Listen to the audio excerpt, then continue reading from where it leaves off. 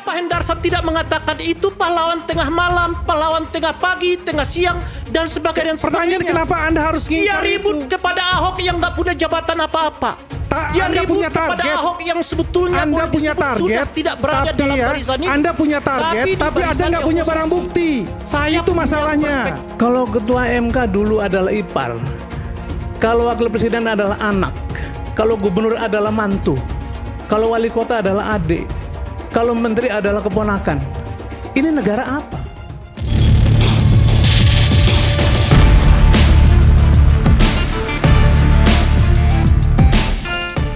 Mungkin ada yang anggap saya itu macan ompong di Pertamina karena nggak jadi dirut. Tapi kalian tunggu, waktu akan berputar. Semua catatan ini akan saya pegang. Satu hari ganti rezim, kok penjarain kalian semua. Kalau sudah bicara political corruption, pasti tidak sendirian. Tidak mungkin sendirian. Di mana uang 190 triliun itu disimpan? Di sebuah perusahaan, gitu ya. Kalau tidak semua orang terlibat, sulit sekali. Jadi untuk menutupi ya, maling besar ini, semua orang harus diupayakan terlibat. Bayangkan ada orang yang berkuasa penuh, tapi seolah-olah tidak tahu. Itu konteks pasal 14, pasal 5, itu jadi aneh. Bahwa semua orang potensial dalam lingkaran yang sama itu terlibat. Pertanyaannya, kenapa hanya fokus ke Ahok? Kalau ketentuan undang-undangnya bicara yang lain. Saya sepakat saja Pak Ahok diperiksa, yang memang harusnya diperiksa. Kan tidak mungkin orang bersuara tidak diperiksa. Tapi pertanyaannya, orang menurut ketentuan undang-undang yang bertanggung jawab siapa? Juga diperiksa dong. Kalau pakai undang-undang BUMN yang baru, Bang Ade lebih sakti lagi. Pasal 3A itu. Pak Presiden yang bertanggung jawab. Bang Ade. Kalangan penyidikan. Mana yang lebih tahu banyak, Pak Ahok atau Pak Erick Thohir? Kalau Anda tanya menarik. tentang lebih tahu mana Bang Pak Ade. Ahok Siapa yang lebih bertanggung jawab? Bang Ade. Ya, Nah, saya mau menjelaskan obstrak yang terjadi sebenarnya mudah ditelusuri. Apakah Menteri BUMN sebagai orang paling bertanggung jawab menurut Undang-Undang BUMN menutupi kalau dia mengetahui, menghalangi proses, tidak melaporkan, atau kemudian dia pura-pura ya bahwa dia tidak terlibat kalau seandainya terlibat. Nah, ini kan problematika obstrak yang jauh lebih terang yang perlu dijawab oleh Republik ini. Saya juga agak sanksi kalau aparat penegak hukum tidak memanggil orang-orang yang bertanggung jawab ini. Kalau dilihat konstruksi ketentuan undang-undangnya, kalau saya jaksa, saya akan panggil dulu tuh. Di pasal 5, seluruh direksi Pertamina panggil. Seluruh pimpinan BUMN panggil. Anda proses seperti ini 190 triliun ini Anda tahu dari mana? Di mana Anda dikibuli sampai Anda tidak tahu uang sebesar ini? Mudah sebenarnya. Nah, kalau kemudian kita melihat tidak ada upaya-upaya ke sana, saya melihat ini permainan sandiwara untuk membunuh lawan saja, atau kurang lebih ya pergantian permain begitu ya. Ini kan ribut-ributnya tinggi ya. Kalau di kasus beliau kan karena beliau yang mengungkapkan, ributnya tinggi luar biasa. Tapi kita bisa lihat Tapi diganti juga akhirnya. ya beliau diganti ya, karena orang jujur di Republik ini harus diganti. Orang yang tidak jujur yang harus dipertahankan ya. Nah, kita lihat kasus itu kan tidak berkembang. Bahkan orangnya duduk bersama presiden dalam meeting para pengusaha di Jepang gitu ya. Bukan di Jepang, di Indonesia dengan pengusaha Jepang. Anaknya sekarang terlibat. Wah, enak betul ternyata menjadi koruptor dan pelaku kerusakan Republik di negeri ini. Jadi Karena- maksudnya Pak Erick Thohir itu koruptor atau gimana ini maksudnya? Nah, Atau saya tidak anaknya mau Boy Thohir? menjelaskan ke Bung Hendarsam kalau tidak nangkap poin yang saya sampaikan. Ya itu maksudnya kan. Saya mau menjelaskan ke publik ketemu saja. dengan orang-orang luar Anda Ya, sebut. kayak saya mau mengatakan di kasus beliau itu ada anasir orang-orangnya Iya, yang sama iya. di sini, tapi diberikan tempat oleh negara. Gitu. Iya. Oke. Harusnya presiden minta maaf pernah mengundang orang itu di depan Maksudnya para anak yang pengusaha. tersangka ini. Tapi kan Iya, konteksnya kan Bukan berbeda. Pak Erick maksudnya, anak yang tersangka. Iya. Iya, anak yang tersangka. Oke. Nah, makanya saya tidak mau menjelaskan karena kurang nangkap gitu ya.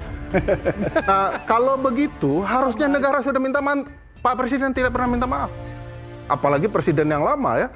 kejahatan berlangsung di tempat dia tidak malah merasa baik-baik saja, malah membangun republik. Ini kesannya, padahal pelaku korupsi terbanyak sepanjang sejarah kita adalah di eranya. Harusnya sudah minta maaf, kita nggak pernah dengar. Ini gara-gara Bang Rey nyuruh saya milih orang ini. Kita melihatnya seperti ini. Ini kan harus ada tata urutannya. Kementerian BUMN itu di atas, jadi regulator, ya kan. Kemudian di bawahnya itu ada holding namanya Pertamina. Kemudian ada namanya subholding, yaitu Patraniaga. Nah, ini benar. Yang bertanggung jawab pertama itu ya adalah Patraniaganya dulu. Nah, itu betul. Direksinya, termasuk yang shipping, PSI dan lain sebagainya kan itu ya. Jadi ini dulu yang memang itu yang saya katakan follow the evidence dari bawah dulu. Nah, yang bertanggung jawab itu siapa? Direksinya. Itu dulu. Oke. Ya kan? Kemudian udah disikat nih direksinya. Tinggal dilihat komisarisnya. Apakah komisarisnya ini lalai atau tidak menjalankan itu? Nah, kelalaian itu ada dua faktornya. Ada yang masalah bisa ke tindak pidana, ada juga masalah ke administratif. Administratifnya itu dia bisa dikenakan denda, dia bisa dikenakan ganti rugi terkait dengan kelalaian dia dalam melakukan pengawasan. Nah, itu satu. Ya, yang kemudian naik lagi ke atas itu baru ke Pertamina. Itu baru ke Kementerian BUMN. Nah, ini maksud saya jernih kita berpikirnya dari bawah dulu, dari down langsung baru ke top up. Nah, ini kan yang cara berpikir politisnya Ray Rangkuti kan nggak seperti itu. Erick Thohir aja. Jadi nggak usah dulu ke masalah Erick Thohir dan lain sebagainya. Ini kan kerjaan di medsos, buzzer. Kita nggak tahu lawan politiknya siapa. Termasuk Ray Rangkuti juga kita nggak ngerti. Di belakang dia adik-adik dia yang main kan kita nggak ngerti juga. Ya kan? Dari bawah dulu. Kadang-kadang kita repot ya. Ada orang yang berani belak-belakan salah. Ada orang yang diam-diam salah juga. Kan ini kali pertama kita melihat komisaris berani belak-belakan loh. Belak-belakannya belakangan. Ya mau belakangan mau di depan. Nggak bisa, kalau belakangan namanya itu pahlawan kesiangan. Orang sudah kerja semua, ya, Kejaksaan Agung, ya kan, Dirut BUMN, Dirut Pertamina udah bekerja, membuka pintu. Pemerintah Prabowo udah buka pintu, segala macam. Ini sudah ada tetapkan tersangka, tiba-tiba nongol. Itu namanya kesiangan. Orang sudah mandi, dia ya, nongol udah dipanggil. Karena ditanya. Kalau Anda yang jelaskan saya dulu ya. Kan? Kalau saya dulu, saya udah jelasin mau gitu. pahlawan kesiangan, mau pahlawan kemalaman, kepagian, itu nggak terlalu penting. Penting, Ya. karena Anda Yang tahu nggak? penting itu Anda adalah Ray Rangkuti, orang ini siap Anda tahu dipanggil nggak? oleh Anda tahu nggak? kejaksaan untuk dimintai Terminologi keterangan pahlawan kesiangan itu apa? terkait dengan kasus itu. Nih, sekarang pertanyaan Itu saya. yang paling penting. Pertanyaannya adalah apakah jaksa akan manggil atau tidak? Itu kan pertanyaannya. Itu satu. Pertanyaannya ke saya kan? Saya izin jawab ya. Bung Aiman, saya jawab dulu. Saya jawab dulu. Jadi nggak penting mau siang, mau pagi, mau malam, tengah malam, pagi, nggak terlalu penting tuh. Tahu nggak kriminalnya pahlawan kesiangan itu? Bahwa dia siap pahlawan kesiangan itu bukan pahlawan, tapi orang yang pengen menunggangi perkara ini. Dia mau mengatakan siap karena sebelumnya KPK juga udah manggil terkait dengan kasus PGN kan. Ahok dipanggil oleh KPK, datang nggak? Dia datang. Nah, itu makanya sekarang kita tunggu seperti yang kita harapkan. Itu satu. Nah, yang kedua, Ahok berani nih belak-belakan. Belak-belakannya sekarang. Endarsam selalu mengutip Erick Thohir dengan membawa nama saya. Dia sendiri nggak berani masuk ke analisa sana. Kenapa? Itu pertanyaan. Sebab apa pertanyaannya? Kalau Endarsam mau meributkan pahlawan siang, pahlawan tengah, pahlawan malam terkait dengan Ahok, kenapa dia nggak ribut Menteri BUMN?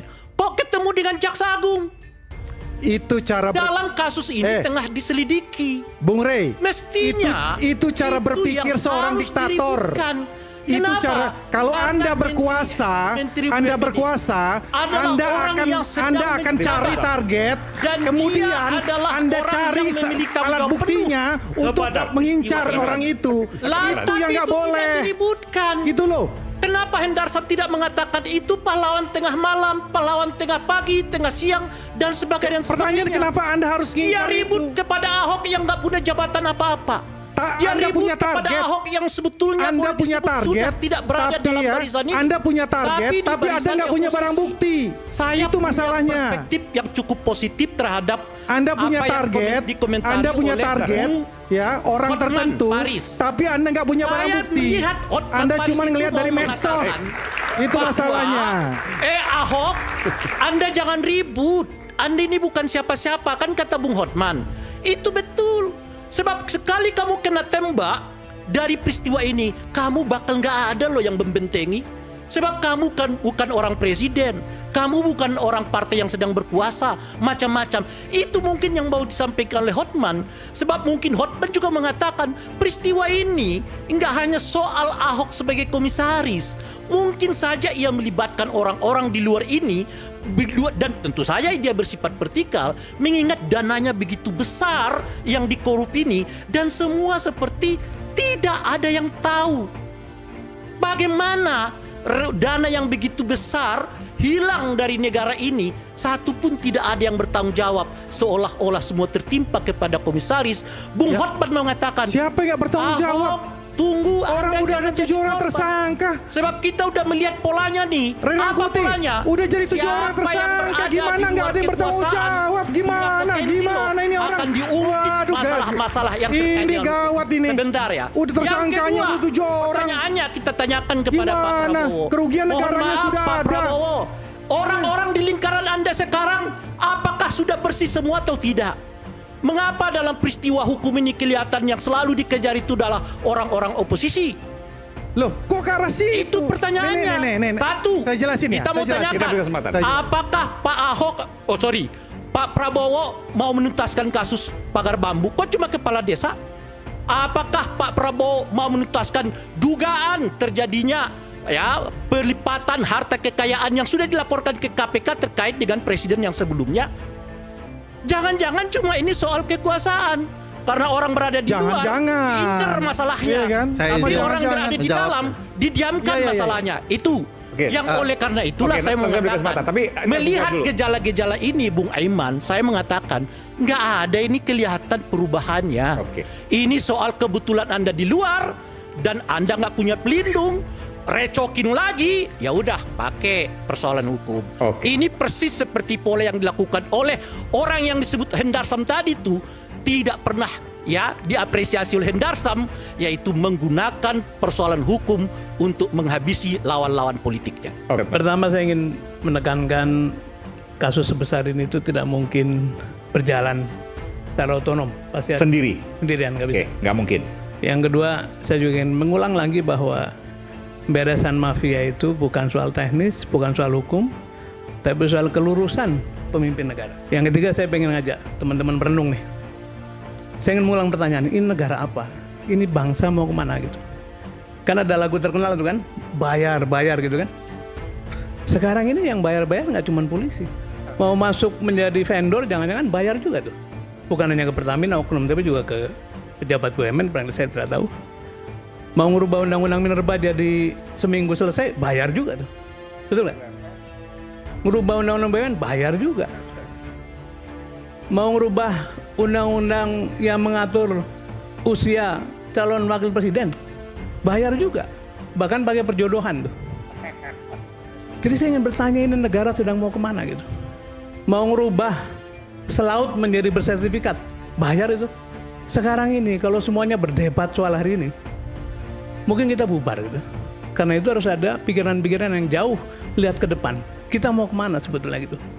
Kalau dibiarkan terus-menerus seperti ini, saya khawatir kita makin ketinggalan. Dan di antara yang hadir sini adalah ada wakil dari teman-teman yang sedang dalam kekuasaan. Kita berdoa mudah-mudahan Pak Prabowo ini betul-betul sungguh-sungguh untuk menata ulang TAP MPR nomor berapa yang tahun 1998 mengenai penyelenggaraan negara yang bebas dari korupsi, kolusi dan nepotisme, bersih dan bebas KKN. Kalau ketua MK dulu adalah ipar, kalau wakil presiden adalah anak, kalau gubernur adalah mantu, kalau wali kota adalah adik, Kalau menteri adalah keponakan, ini negara apa? Ini negara apa? Jadi saya ingin mengingatkan kembali, ayo kembali pada kewajaran semuanya.